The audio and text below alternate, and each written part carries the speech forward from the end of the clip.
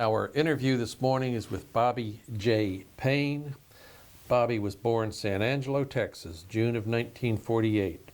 He served in the United States Air Force, June of 1973 through December of 1993. His highest rank attained was Lieutenant Colonel, 05. This interview is conducted at Burleson, Texas on Friday, February the 18th, 2011. My name is Dale Dexheimer. I am not related to Bobby Payne in any way. Also in the room is Milton Gibson, our videographer. This interview is conducted for the Veterans History Project at the Library of Congress and for Operation Remember, City of Burleson, Texas. And with that intro, Bobby, you can tell us about your time in the Air Force, sir. Okay. Well, I graduated from high school in 1967 in San Angelo, Texas, Lakeview, and immediately started to college. Of course, quite an adjustment, especially during that time period. After being in college for a few years, in fact, after my first semester, I tried to join the Navy, and nobody believes me when I tell them this, but I walked into the recruiter's office, he and my best friend, and he told us to get out and go back to school. And that was during the height of Vietnam. My sophomore, going into my junior year of college, of course, I married my wife, Karen, and worked full-time for General Telephone. And they just happened to have a great thing they call the draft lottery. And I'd never spelled military, couldn't spell it, didn't want to spell it, never thought about the military, but I won that lottery. So the next week, I passed a major sitting in the hallway of the Science Hall at Angelo State. And he looked at me and said, I just happened to glance at him. He looked at me and said, "Would you like to fly airplanes?" And, the quick person that I am, I thought, fly airplanes, march in the jungle, you bet, I want to do that. So I took the test, went into the program, which was a brand new program at Angelo State. We were the first graduating class, and graduated in June of '73. Immediately went to pilot training at Reese Air Force Base in Lubbock, and during that period, all my instructors were returning Vietnam veterans, so we got an earful of what those guys have been doing. Started with a class of 84, and we graduated 24 of us finished, with one that crashed during that period. Immediately was assigned to B-52s, went to Carswell, and after flying T-37s, T-38s, looked at this thing and thought, what in the world have I gotten myself into? Went through B-52 training at Carswell in the D model, and in April of, by the time I finished everything, in April '74, immediately went to DICE as a brand new co-pilot. And when I got there, all the airplanes had been in Vietnam. I was scheduled to go to Thailand, to Utapao, and I think we had one airplane on the base when I got there. And immediately the guys started to return. Those guys had been deployed 189 days at a time, and then they'd come home for 2 weeks, go back for another 189 days, and they were living in basically in huts on Anderson. And that was a pretty surly group. They were not real happy with the conditions or how they'd been treated, nor were they happy with the fact they weren't getting credit for their tours. So when I walk in as a brand new second lieutenant and having to deal with these veterans who have been actually been through quite a bit. In fact, the first crew that I was on, they were shot down over the Tonkin, and they were a pretty tough group to work with. But, they were all group guys. They'd just been through a lot. We had a great commander. He had been over there with them the entire time, and he's probably the only person I know of that could really handle that group because of the way, what they'd been through and the things they'd done. The airplane itself, after I was there for about a month and a half, they canceled my orders, and the war was really starting to wind down. Um, we didn't have a lot of flying time because, again, the budgets were being cut, kind of like now, but everything was winding down. But I remember my first actual sortie out of Dice, we took off and it was 16 and a half hours. And after about my first 3 flights, I think I had, one was 16 hours, one was 15, and my shortest one was 14.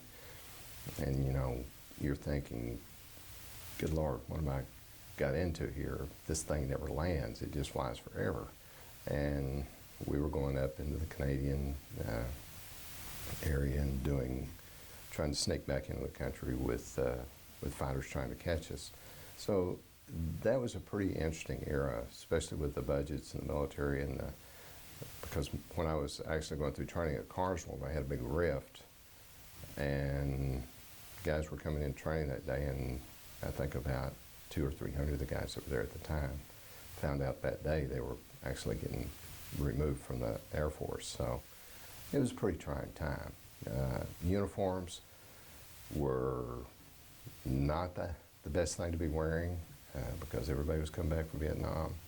I know in college, during Kent State, we were told not to wear the uniform, and I think we went about 3 or 4 months where we couldn't even put it on or act like we were in the program. And then when I was going through pilot training, there were days when we were told specifically, put it in your car, drive to the base, then put it on before you leave the base, take it off and come home. And that's one thing I see different now, a lot different now, because I'm still in uniform. I teach junior ROTC. A number of people everywhere I go will stop me and thank me for my service. And I have to be honest, I'm a little bit embarrassed about that most of the time, because it's just, when I was actually there was none of that. So it's good to see, though, for the young guys that are here now. While going back to Dice, I upgraded aircraft commander. We would be deployed to Anderson Air Force Base. We'd fly there a lot. Fly 2 packages while we were there. One was Team Spirit. We'd fly to Korea, take off early in the morning, fly to Korea, fly low level at anywhere from 400 to 800 feet, and then climb up as we approach Seoul, and then fly border patrol along the border between the north and the south. And when we did that, we do it for 4 or 5 hours at a time, and we do it once a year. And there would be a lot of traffic from the north trying to get us to fly in the north, and also they'd be locked onto us with all their SA2s, SA3s, SA5s, SA6s. So it was a little nerve-wracking at times, but then we'd make the trip back. Then we got the good flight the next day would be to go and fly low level across Australia. And during that, it was quite interesting because we'd do it day and night. And there were times, especially if you did it in the February or January time frame, the Aboriginals would light big fires, and you could see those from the air, and we'd fly with night vision goggles, and sometimes it was so bright because of the fires you couldn't see what was going on down there. So those were pretty interesting flights. While I was at Dice, we flew B-52Ds, which were really the workhorse of the Vietnam era. We could carry 105 500-pound weapons, or we could carry 79 of the 1,000-pound class, or 750-pound weapons. But during that time, we were trying to get away from the conventional side. And so immediately they certified all of us for the emergency war order, and we started pulling alert. And, you know, how do I put this? You would go on early on a Thursday morning. There were double gates that you had to go through, and a crew of 6, and you had your specific airplane you were assigned to. You'd go study your targets, go through your training, and then you were there for a week at a time. So while you were there for that week, You couldn't leave the base. You could leave the facility to go to the BX or go to some areas, but you were pretty much confined to the base. Now, your family could come out in a visiting area, but it was always kind of one of those things where for that 7 days, you were trying to find things to do. And because you were kind of a captive, I always thought you should be able to go out and commit a heinous crime because you've already spent your time in jail. But it was actually, you got to know the guys there pretty well. You spent a lot of time in the gym. But after you got off alert, they were nice enough to give you 3 days off. And then you would come back. And generally you would fly twice during the week. 1 day mission where you'd show up about 4 or 5 in the morning, take off, come back, land 7 or 8 at night. You had to be there 2 hours before you took off. And there was about 2 hours, 2.5 hours worth of paperwork after you landed. So it was a pretty full day. We would mission plan the day before the flights, and then the flight itself, come in after the day flight, mission plan again for a night sortie, which would take off generally about 6 or 7 at night. You would fly all night, land the next morning, do your paperwork, and that cycle went on for quite a while. That was the beginning of really the beginning of the Cold War. And we had some very interesting stuff that we would do. We did sea surveillance, but they were all very long missions. And when I upgraded aircraft commander, I was brand new, been in the left seat for about a month and a half. I got my first tasking to fly nonstop to Guam. And so we took off. The first tanker we hit, we took on 78,000 pounds of fuel and refuel from the Texas border out to LA. And then he dropped off, and you were so heavy, you were just around the edge of the stall the whole way out there. So it was really pretty demanding. And then you would hit the second tanker over Hickam, and there you would take on 110,000 pounds and fly for another 8 hours. So that first really solo flight I had was from Abilene to Guam. We took off 2 o'clock, or we took off at 9 o'clock in the morning on a Wednesday and got there at 2 o'clock. Let's see, it was 2 o'clock in the afternoon the next day. We never saw the sunset.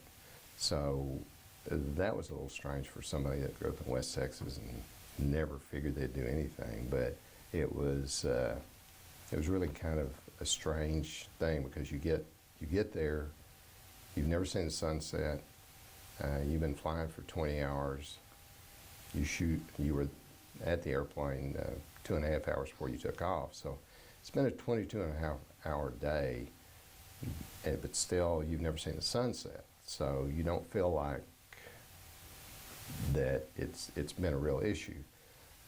You'd take the crew, you go out to eat, get back probably 7 or 8, and everybody just crashes. And then because you're still on Texas time, you walk outside about midnight because you wake up and you walk outside while your whole crew's out there. So it took you about 3 or 4 days just to acclimate yourself to that 12-hour time difference and the jet lag that you had built up during that period of time. I spent 7 years at DICE, and that time I went from a co-pilot to aircraft commander. I spent 1 year as a co-pilot in standardization evaluation. And then once I upgraded, I became not only a pilot, but I became an instructor in the simulator. And then shortly after that, I upgraded to instructor. Moved from the crew to training flight, where we're responsible for training all the crews, keeping everybody up to speed, doing all the daily things you need to do to keep everybody in the squadron up to speed on their training, ground training, flight training. It was a pretty busy job, but it was a very rewarding job because you got to fly with a lot of different people. During that period, I was reassigned to Castle, which was the schoolhouse for B-52s. Walked in, there were 4 of us on a crew. We were responsible for taking everybody in brand new training them, qualifying them in the airplane, and taking them through 16 flights. And that was probably the most rewarding job I've ever had. But taking a brand new guy who had never flown in the B-52, whose wingspan, you've got a 500,000-pound airplane with a 250-foot wingspan, and you got guys that didn't know what to do. The first flights, sortie ones, you just took them up, you went through a stall series, and you came back and did some things in the pattern, demonstrated refueling to them, and those first sorties, you always kind of kissed the ground when you got it because they were very interesting. You never knew what was going to happen. I spent a year on the flight line, took crews through. They all did very well. Got recognized for that, was sent to Standoval. There I was responsible for giving all the check rides on the base. Moved up and was actually the bomb squadron lead evaluator, and I had 5 other instructor crews that worked under me. I did that as a major, so I was one of the youngest guys to ever have that position, and really enjoyed it. It was a great group of guys. They worked very hard, and we did very well. Was notified after I'd been there for 3 years that I was being reassigned to Headquarters 1 CVG, a combat evaluation group. We were responsible there for giving all the check rides around the world to everybody that flew B-52s. We were also in charge of doing all the tests with anything they were going to do with the airplane. So I got to do some very interesting things with the B-52 that probably nobody had ever gotten to do before. Tactics tests. Actually, we were the first to use the night vision goggles. We were the first to use GPS to drop bombs. We did those tests. And they were all the very beginning of the technology that you see now. So I can look back on that and really see some things that we did that helped us get to where we are now. I have about almost 5,000 hours in the B-52. There's not many things I haven't done. I've done everything from trained for the Libyan sorties with night vision goggles at 200 feet, dropping live bombs 8 seconds behind another airplane, and flown through that debris. Again, on those, you really were real happy to get on the ground because you were so close to those Mark 84s when they were going off. You got to fly through the debris. Some airplanes came back and they were actually dripping a lot of fuel because they got a little too close. Did all those tests. The FB-111s actually got to do the sortie that we trained to do, but it was really kind of neat to see the capabilities of what the B-52 was actually able to do. I left that job, and that was my last flying position after I made Lieutenant Colonel. Moved to Carswell in the 436 Training Squadron, and there we were responsible for building all the training materials for everybody, not only the pilots but the ground crews, any jobs in B-52s or KC-135s. We were responsible for building the training materials those people used to build their classes. And also we trained 1,200 students a year. I moved up to an ops officer position in that job. I initially started as a new program that SAC had decided to start, and that was crew resource training to train the crews to work together and more efficiently work together. And because we were having some accidents that were crew related rather than material related, and that was a very successful thing. But I retired as the ops officer of that squadron in December of 1993. And from that period to this, I've been a junior RTC instructor, so I've actually been in uniform for about 41 years. So it's been an interesting career. For someone that never thought they were going to go in the military, never thought about the military, it's turned out very well for me.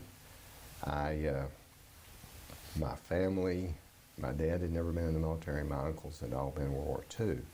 So I'd heard about it, but I'd never really thought about going in the military, and everybody's always kind of surprised when they find out that I made a career and never really thought about it.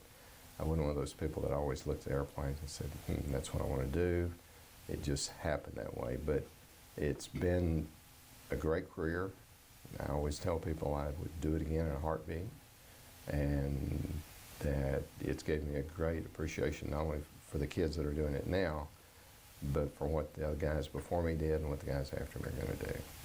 And do you have any questions for me? If we go back, Bobby, and start, you were going to Angelo State. You were working full-time for General Telephone. Yes. You were going to school full-time, and you were married. Right. Wow.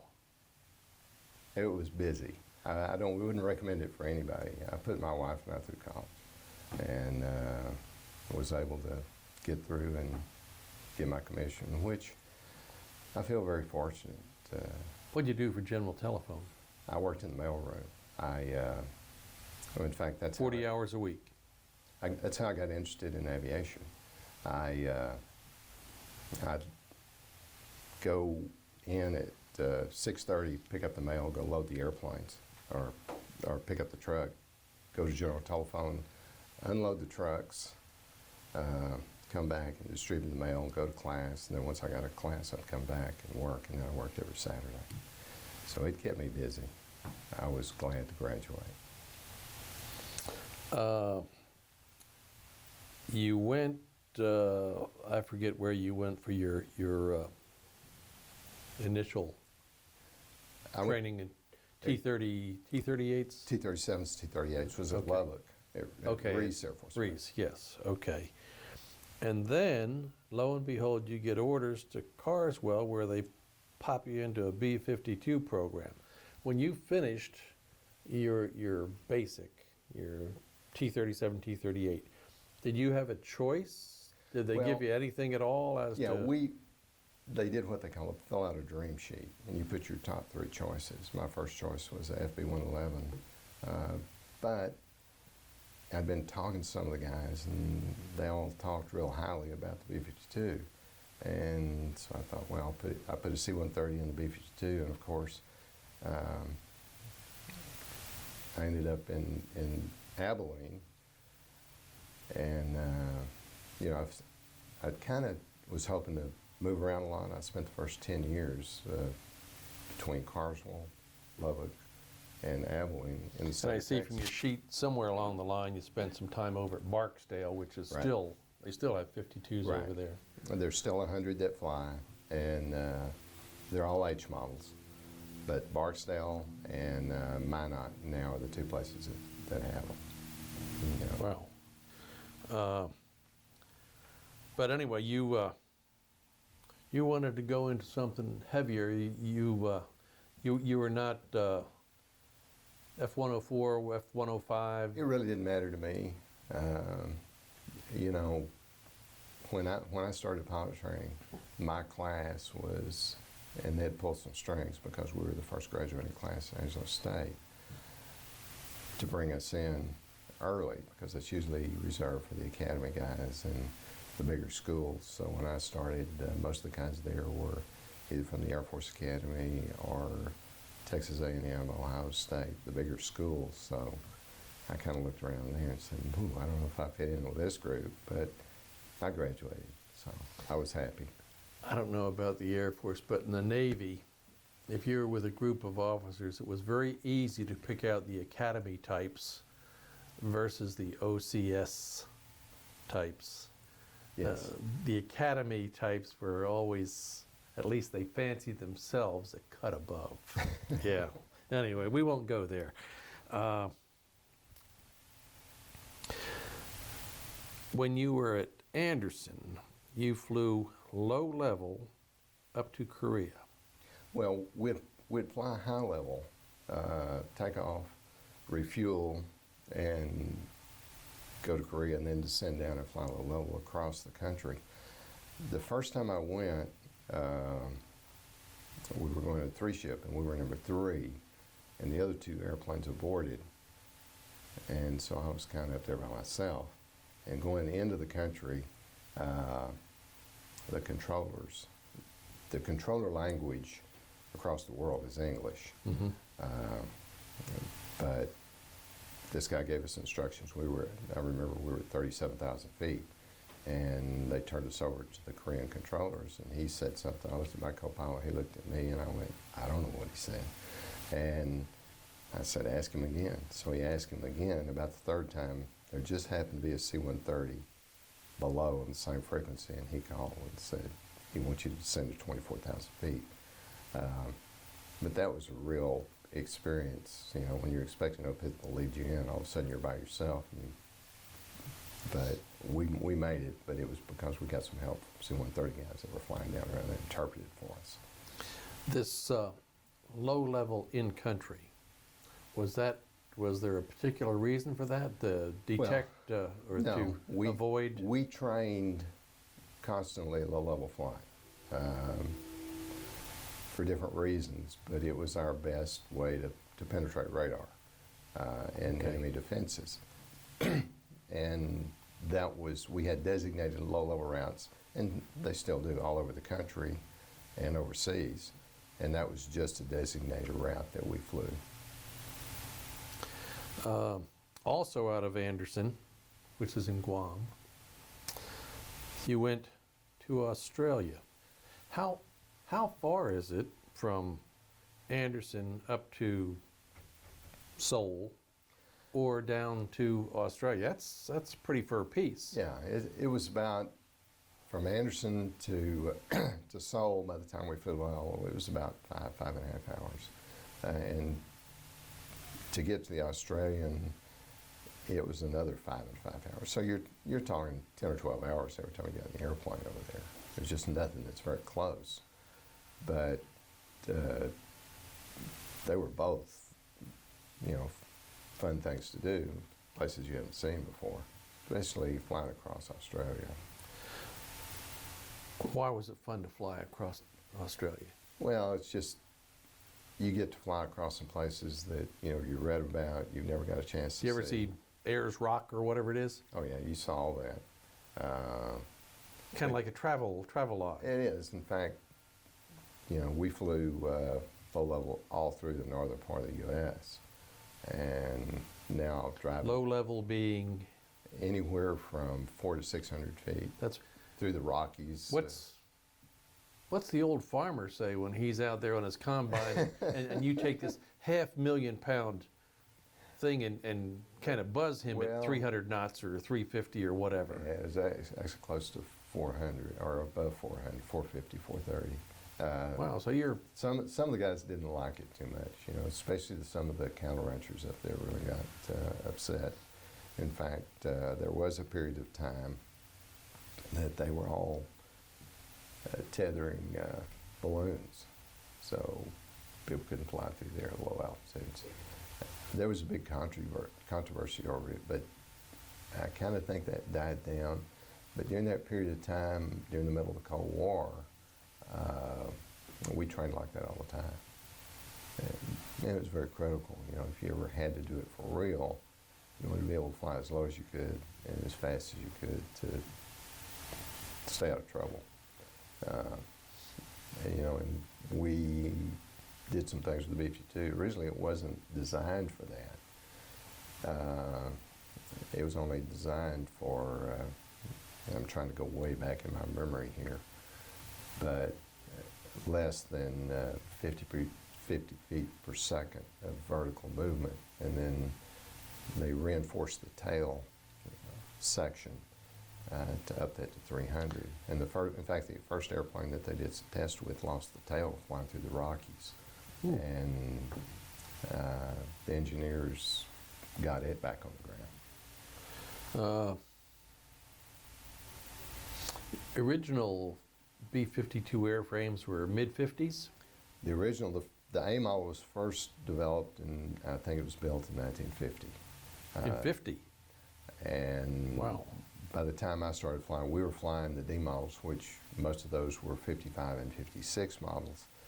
And then we got H models in, which were fan jets, and they were 61 through 62 model airplanes. But they were quite different because they were kind of a Cadillac. They had fans, and everything was hydraulically operated, where the D model, you move the controls, it moved a small control surface, which moved the big one. So you could get, especially engine out conditions, rudder pedals, easily get 200 or 300 pounds of force. And then you really kind of horse it around in everything you did, because the control surfaces were really heavy.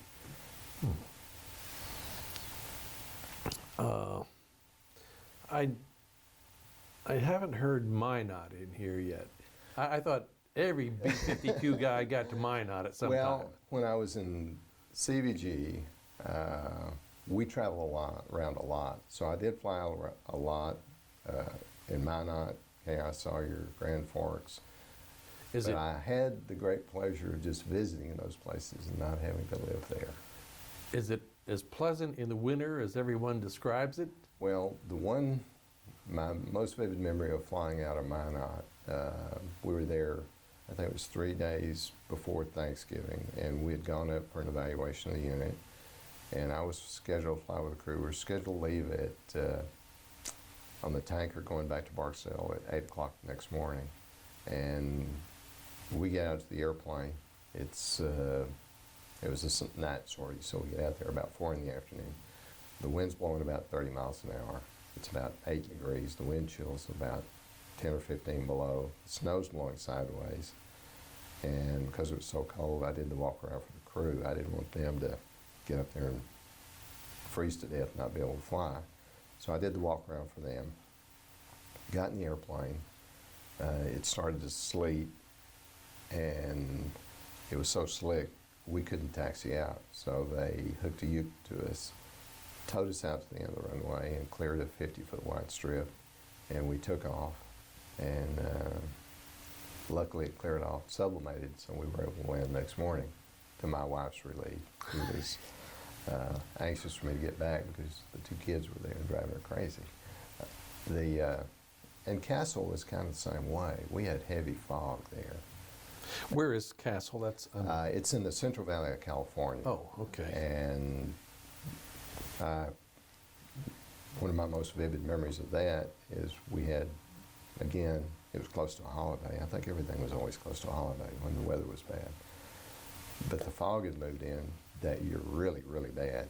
And it's called Thule fog. 1 minute it's clear in a million, the next minute you can't see 3 foot in front of you. And they gave me 5 pilots that needed to complete their check rides before they could go on Christmas break. And my wife had a car packed. We were going to Disney, taking the kids to Disneyland. And we took off. In fact, we had to wait to take off because the base was closed. We finally get off about 2 in the afternoon, fly to March Air Force Base in LA, the Riverside area. And I'm trying to get all these complete, and the command post calls me and said, our guys are sitting under the approach NILS tower. It's 100 feet high and they can't see the top of it. If you're going to get back, you better hurry now. So I all but one guy complete, and he was a co-pilot, needed a landing.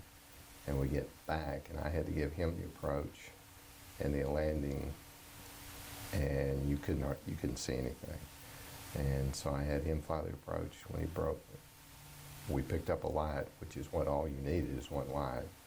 And then I picked up the center line, and I actually landed the airplane. And then we stopped on the runway, had to get somebody to come out and lead us in. So those were pretty interesting flights when you can't see anything and you just look for one light for a reference, and then you make the landing out of it. But you did that visually. Well, we came in under instruments. Right. And then I picked up the threshold lights and then one of the side lights, and that was enough for me to take control from him and actually put the airplane on the ground. And then get let off the runway. But yeah, you're pretty happy when you get through with those. One last thing here, Bobby. You talked about the low level, excuse me, the simulation for going to Libya. Right. 200 feet? It was, the tasking came down because they'd always used fighter aircraft. And we had a new sink sack at that time, the 4-star. And he wanted, everything. Did you ever serve under Curtis LeMay? No, it was No? right. Okay. But, Go ahead, I'm sorry. He wanted to get us involved in things. And so we started doing some things that really, we were easy. It was easier for us to destroy the city. But one little building out in the middle of nowhere, sometimes we had a little bit of problem with that because of just the level of our technology. But we were starting to use, we did the original test with night vision goggles, and they upgraded those from the next generation. They were a little better, but the senior staff decided that we would fly 3-ship, low level, with 4-second spacing and point to point, and you adjusted your time to make each point, not necessarily the airplane in front of you. So you really had to depend on those guys to be pretty accurate what they did, and you knew they were going to. I mean, very professional group of guys. And then as you went into the target area, there was a building, and you would space yourself out to 8 seconds because of the blast. And on your specific time, you would bomb your target. And we did a lot of this testing, and they finally decided it wasn't going to work after they were doing it at Minot and also doing it in Guam. And the Guam airplane landed and taxied in and stopped, and the crew chief and everybody around it was running. And you always know there's something wrong with your airplane when everybody's running away from you. They'd got a little inside of the 8 seconds, and the shrapnel had ever gone through the top of the wing, and it looked like it was raining underneath. So they decided maybe it wasn't a good idea if we did that. Were you, if you were going to go into Libya, were you more concerned about the shrapnel from the blast, or were you worried about sand or debris and ingesting? Well, we flew red flag a lot. Which means? Red flag is a simulated war scenario, and it's around the Nellis area. And when that originally started, we had no limitations when we flew that. And the first time I went through, I flew as a co-pilot, and the pilot I flew with, I don't think we ever got above 75 feet. And I'm looking at the rocks, I'm looking at everything, and it was really amazing that we got through that. But then the way they found us with the rooster tails as we went across the desert. We were so low, we were kicking up dust behind us. Wow. If you got too high, then they would see your shadow. So it was a happy medium between kicking up a dust trail or putting a shadow out. And that was right at 100, 125 feet. But How far is it from the ground to say the top of the rudder on a B-52? Well, it depends which airplane you're talking about. Now, the D model was the tall tail. The G and the H are the small ones. What you had to be concerned with was the wings when you turned, because you have 250 feet of wing. So you couldn't make any big turns or your wingtip would be in the ground. Wow. In fact, one of the original tests we did at Barksdale, and they did this right before I got there, was looking for mobile missiles in a wooded area. And they were flying out through Eglin, and these guys were looking for the missiles on carriers down below. And when they got back, they had tree limbs in their wingtip. So then they decided maybe they were a little too low, because the radar altimeter wasn't reading the trees, so they were looking at the ground level.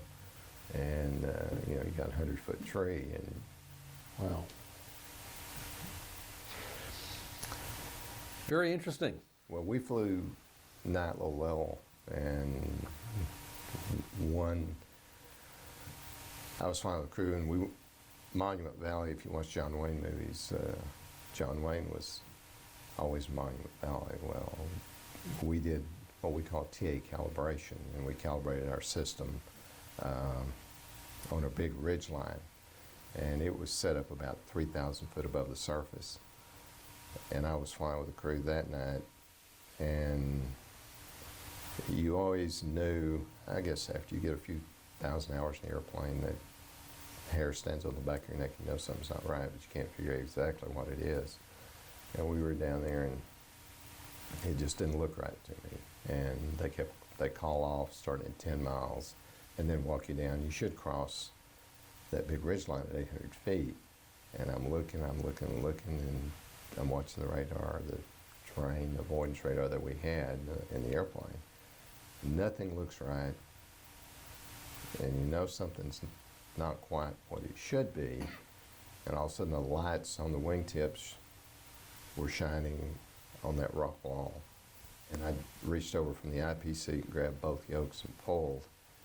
And I don't know how we cleared it. You know, I was watching the radar altimeter, and to me it looked like it went to 0, but I know it was very close. But we climbed up to 3,000. Almost got your name in a paper, huh? Yeah. Climbed up to 3,000 feet, took the pilot out of the seat. I got in the seat. I flew the rest of the time. Because he had screwed up.